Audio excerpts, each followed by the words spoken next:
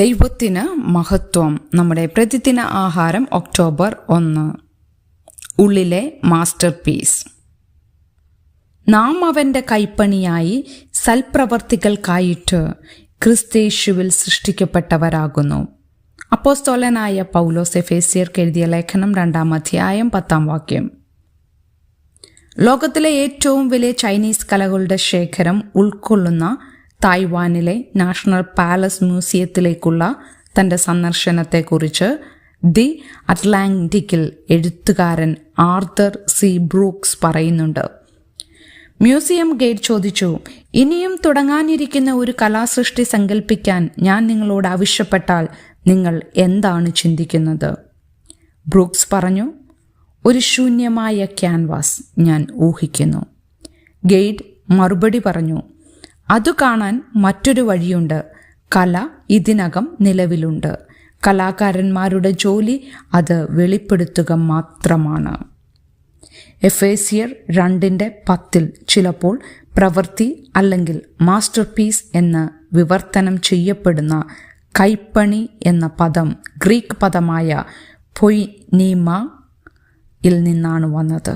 അതിൽ നിന്നാണ് നമ്മുടെ കവിത, അതായത് പോയട്രി എന്ന വാക്ക് ഉരുത്തിരിഞ്ഞത്. ദൈവം നമ്മെ സൃഷ്ടിച്ചിരിക്കുന്നത് കലാസൃഷ്ടികളായും ജീവിക്കുന്ന കവിതകളായുമാണ്. എന്നിരുന്നാലും നമ്മുടെ കല അവ്യക്തമായി തീർക്കുന്നു. അതിക്രമങ്ങളിലും പാപങ്ങളിലും മരിച്ചവരായിരുന്ന നിങ്ങളെ മ്യൂസിയം ഗൈഡിൻ്റെ വാക്കുകൾ വ്യാഖ്യാനിച്ചാൽ, അതായത് നമ്മുടെ കല ഇതിനകം അവിടെയുണ്ട്, അത് വെളിപ്പെടുത്തുന്നത് ദൈവിക കലാകാരൻ്റെ ജോലിയാണ് എന്ന് വ്യക്തം.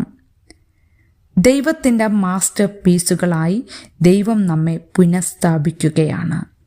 കരുണാസമ്പന്നനായ ദൈവമോ നമ്മെ സ്നേഹിച്ച മഹാസ്നേഹം നിമിത്തം നമ്മെ ജീവിപ്പിച്ചു.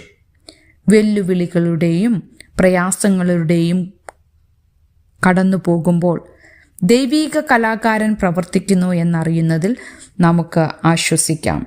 ഇച്ഛിക്ക എന്നതും പ്രവർത്തിക്ക എന്നതും നിങ്ങളിൽ ദൈവമല്ലോ തിരുവുള്ളമുണ്ടായിട്ട് പ്രവർത്തിക്കുന്നത്.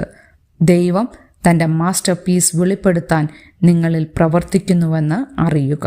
ചിന്തിക്കുക, ദൈവത്തിൻ്റെ കലാസൃഷ്ടി എന്ന നിലയിൽ നിങ്ങൾ മങ്ങിപ്പോയ ചില വഴികൾ ഏതൊക്കെയാണ്?